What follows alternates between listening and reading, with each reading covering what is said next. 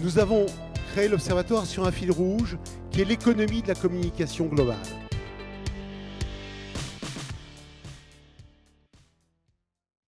Personnalisé pour chaque utilisateur, il faut des masses de données, des algorithmes très pointus, des infrastructures en temps réel colossales. Est-ce que j'ai centré là un des points de votre réflexion concernant la place du client et du consommateur dans le dispositif et dans l'écosystème? Oui, exactement. Je vais commencer par un chiffre un peu surprenant pour ceux qui connaissent le marketing en ligne. On vit avec l'habitude que le search, dont Google est le plus gros acteur, est dominant dans le marketing en ligne, et il est dominant généralement dans les budgets des directeurs marketing. En 2011, le search devait faire 15 milliards de dollars aux États-Unis, mais c'est un peu pareil partout. Et les bannières, la bonne vieille bannière, faisait 12, 11, et puis ça baissait plutôt.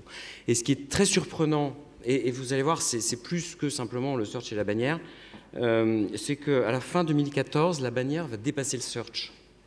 C'est un truc très étonnant parce que la bannière, c'est vraiment un truc vieux qui nous spamme notre expérience sur Internet. Le search, c'est pratique, on cherche un truc, etc. Qu'est-ce qui s'est passé pour que la tendance s'inverse et que la communication par display, on montre quelque chose à quelqu'un, est crue comme ça? Ce qui s'est passé, c'est que la techno a complètement changé et comme Rachid, vous l'avez évoqué, la capacité des entreprises comme Criteo, qui a un peu inventé cette partie du métier ou co-inventé, à utiliser ce qu'on appelle le big data pour centrer sur l'utilisateur, a explosé.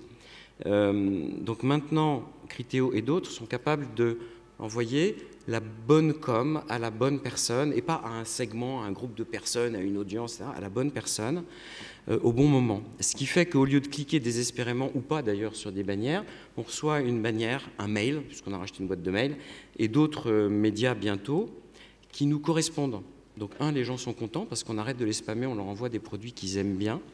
Et deux, évidemment, le ROI, le retour pour les éditeurs et pour les annonceurs, il a explosé aussi. Donc, c'est pour ça que maintenant, la vieille bannière est devenue un moyen de communication plus moderne. Alors, pour faire ça, c'est plus que le client est roi. C'est vraiment, on est capable de prédire ce que vous allez acheter. Et donc, on vous envoie la bannière où vous cliquez, et vous ne cliquez pas et on compte les clics, vous cliquez, on compte les ventes, et on est capable de gagner plus d'argent comme ça sur toute la chaîne. Mais pour faire ça, je vais vous donner quelques ordres de grandeur. Chez Criteo, on fait 300 000 enchères par seconde pour enchérir sur des sites web. On affiche 30 000 bannières. On est capable de construire la bannière, d'enchérir sur le site. Et quand on construit la bannière, on choisit entre des milliers de possibilités avec la couleur, la bonne photo, le bon produit, etc.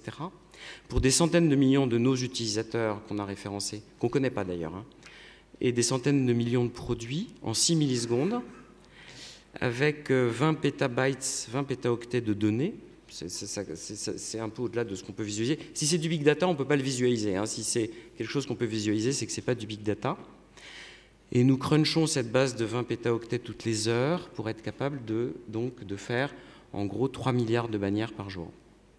Une des conséquences, c'est que pour être capable d'être centré sur l'utilisateur, il faut être gros, parce qu'il faut avoir énormément de données. Sinon, les moteurs ne fonctionnent pas. Il faut beaucoup d'essence, il faut beaucoup de données. Ce qui pose plein de questions. Deuxième conséquence, il faut être bon en technologie et en maths. Troisième conséquence, une bonne partie des tâches traditionnelles du marketing sont mieux exécutées par la machine maintenant. Et donc le marketing se recentre sur les tâches très haute valeur ajoutée, la créativité, le positionnement des marques et des produits, le choix entre les critères, donc c'est pas mal de maths, hein. Quels critères on optimise pour faire qu'on va vraiment cibler le bon utilisateur.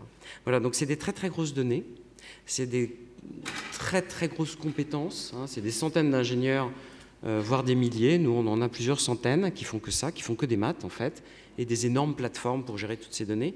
Tout ça pour aller amener le bon produit à la bonne personne, qui était un peu le rêve de la pub depuis toujours.